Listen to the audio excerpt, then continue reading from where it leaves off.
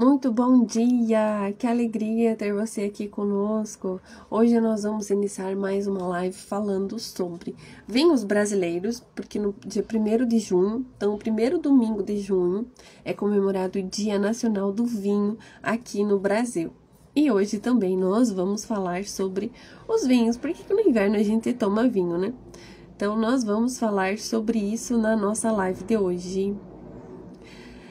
Já vão trazendo a taça personalizada de vocês, porque agora nas nossas lives só vão ser aí com taças personalizadas. Olha essa taça aqui, ó, que é romântica, olha. Só romantismo aqui. Ainda mais essa semana que tá chegando aí o Dia dos Namorados, né?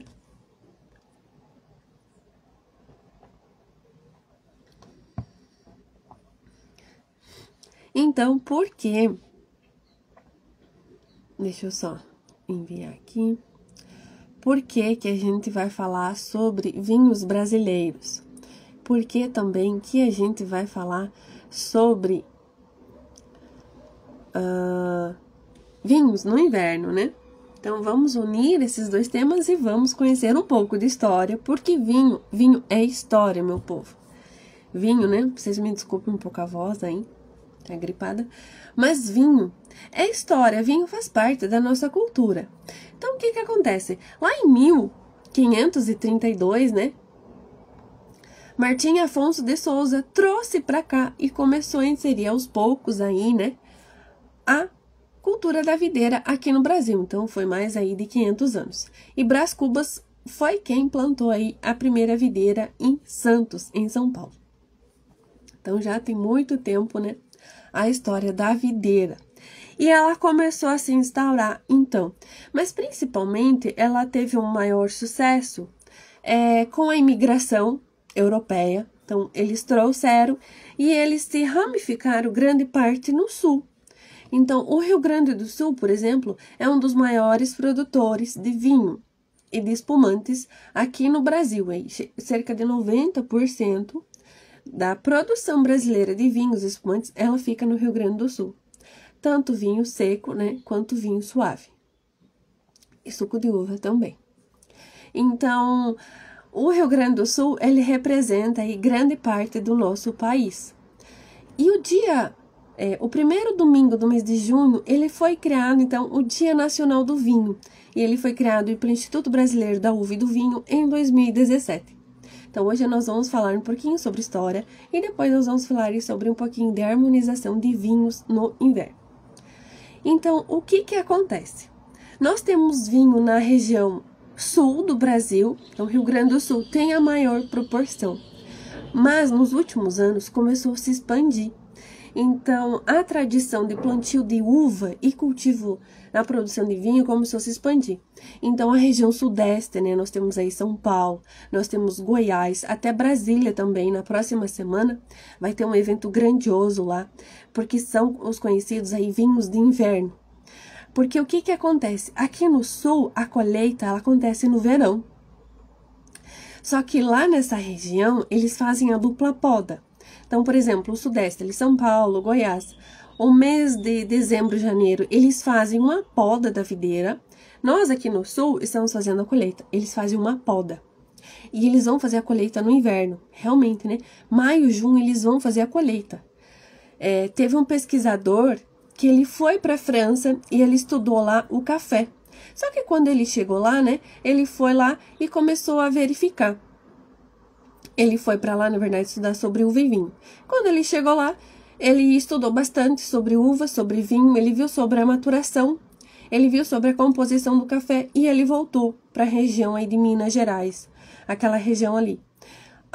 E ele começou a pensar, por que eu não posso usar a técnica do café para aplicar na uva? Porque ali não é uma região mais de cafeicultura, né? Não é uma região de viticultura. E ele começou a fazer isso, então. Então, aplicou essa técnica da dupla poda, que está sendo muito utilizada, está tendo muito sucesso. Que é fazer uma poda em dezembro e a colheita em maio e junho. Então, isso favorece, são vinhos maravilhosos. E uma terceira região no Brasil que cresceu muito nos últimos anos é a região do Vale do São Francisco. Que lá eles fazem um plantio intercalado e eles conseguem colher o ano inteiro. Então, vocês vejam, né, que nós temos diferentes regiões no Brasil, diferentes técnicas e tem uma produção sazonal ou uma produção aí o ano inteiro. Então, nós temos aí, o Brasil, né, tem mais de 7.000 quilômetros de extensão litorânea.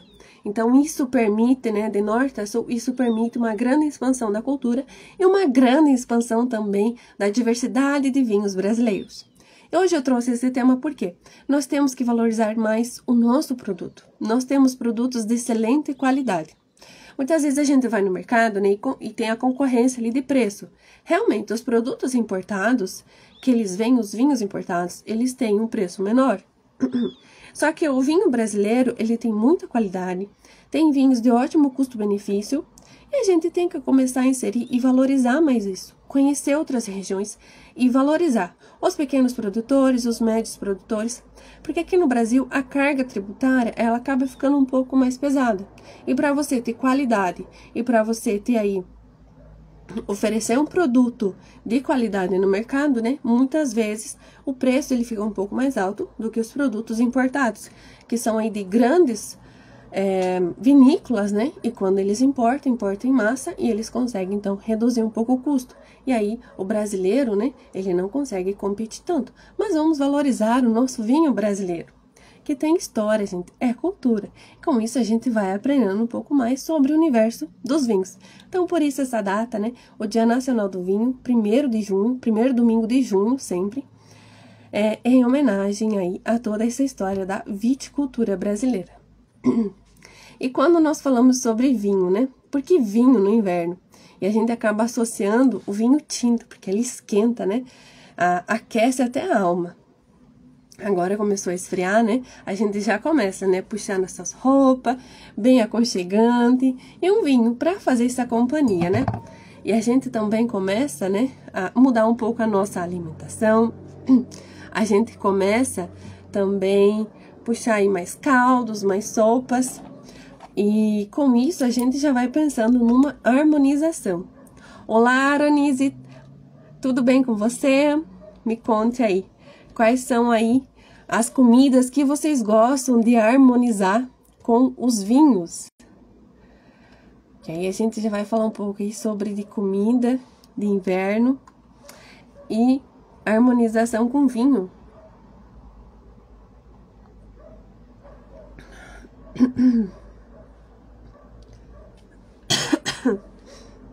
Olá, dona Virgínia, tudo bem?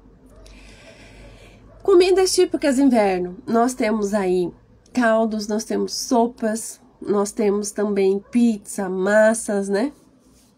Carnes também. Então, são comidas mais incrementadas que a gente traz aí para dar uma aquecida junto, né? A gente já vai começar a puxar umas roupas mais confortável com o nosso inverno. Então, quando a gente fala de carnes, né? Geralmente a gente vai falar mais de vinhos tintos, ele traz um pouquinho mais encorpado, né? Ele aquece mais, dá essa sensação. Mas tem os brancos e os rosés também que vai cair muito bem. Primeiro, falar sobre vinho, né? Como que eu vou saber qual vinho? Primeiro, tem que saber o vinho que você gosta. Se você nunca tomou vinho, não tem esse hábito, começa com um vinho com um teor alcoólico mais baixo, um pouco mais suave, porque isso, né, já vai assim iniciar você numa boa experiência no mundo dos vinhos. Muitas vezes, né, vai lá no mercado, compra às vezes uma variedade que é um pouco mais tânica e aquilo já queima a tua primeira experiência. Você vai dizer, nossa, mas que vinho ácido, e compra um vinho seco, por exemplo. Então isso já vai deixar uma experiência mais negativa para você. E as pessoas vêm muito e falam, eu não sei tomar vinho, eu não sei tomar vinho. Mas primeiro a gente tem que ter uma mente mais aberta, de que provar o vinho e começar a aprender o teu gosto. Qual é o teu gosto, né? Tem o costume? Começa pelo branco suave, depois vem um pouquinho por tinto. Começa com vinhos que tem um teor mais baixo. E com isso, né, a gente vai vendo qual é o nosso paladar e a gente vai melhorando. Então, quando a gente fala de carnes, né, a gente vai ver aí carnes de panela, tem um Cabernet Sauvignon. Quando a gente fala de Merlot, né, Merlot, o Cabernet, ele é um pouquinho mais encorpado. Quando a gente fala de Merlot, né? Merlot, ele já dá aquele início que não tem tanto amargor. Então, a gente vai falar aí de massas, por exemplo, com vermelho, massas com molho vermelho, massas com molho que tem um queijo também, né? A gente pode falar de Merlot. E o Pinot, por exemplo, né? Às vezes um risoto, ou às vezes um frango assado, né? A gente vai falar aí de um Pinot Noir. E quando a gente fala de um fondue, por exemplo, né? A gente pode usar vinhos de sobremesa ou um espumante. A dona Virgínia pediu aqui qual que combina com sopa de capelete. E dona Virgínia aí deve gostar de sopa de capelete, né? Dona Virgínia, sopa de capelete, ele vai pedir aí um chardonnay, um vinho branco. Geralmente caldos, geralmente sopas assim, a gente sempre vai pegar vinhos mais leves, vinhos mais brancos, né? Vinhos tintos também, mas a gente chega aí no Pinot Noir, a gente chega aí no Merlot. Mas a gente vai vinhos mais leves, brancos, e a gente vai nos tintos também. Um pouco mais leve, né? A gente não pega tintos encorpados para fazer uma harmonização com sopa. Que sopas e caldos, né? Ele tem aí um paladar um pouco mais leve. Tem um pouquinho de gordura, mas não chega a ser tão encorpado assim, para pedir um vinho tinto tão encorpado. Vinhos mais leves, tintos leves também. Mas sopa de capelete vai harmonizar muito bem aí com chardonnay. Me contem, vocês têm alguma dúvida que vocês queiram perguntar sobre harmonização, vinhos do inverno? Nas próximas semanas nós vamos fazer lives específicas também sobre festa junina e vinhos. Nós vamos fazer temas também com massas e vinhos e pizzas e vinhos também.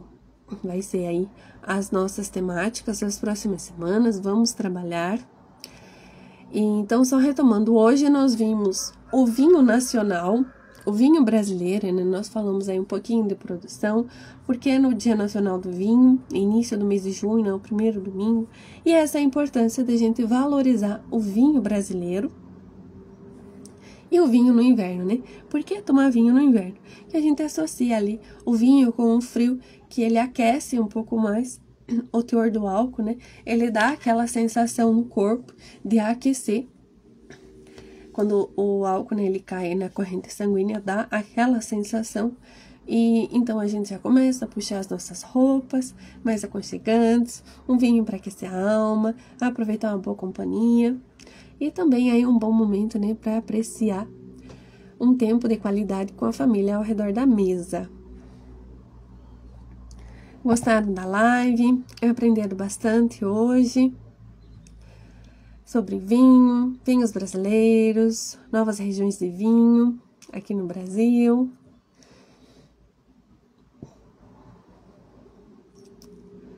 Então, nos vemos aí na próxima semana, falando sobre uma live temática aí de festa junina e vinhos, se harmoniza, né? E com isso, nós vamos finalizando mais uma live. Muito obrigada pela presença de todos vocês. Nos vemos aí, um bom final de semana e nos vemos aí, vamos conversando pelos stories.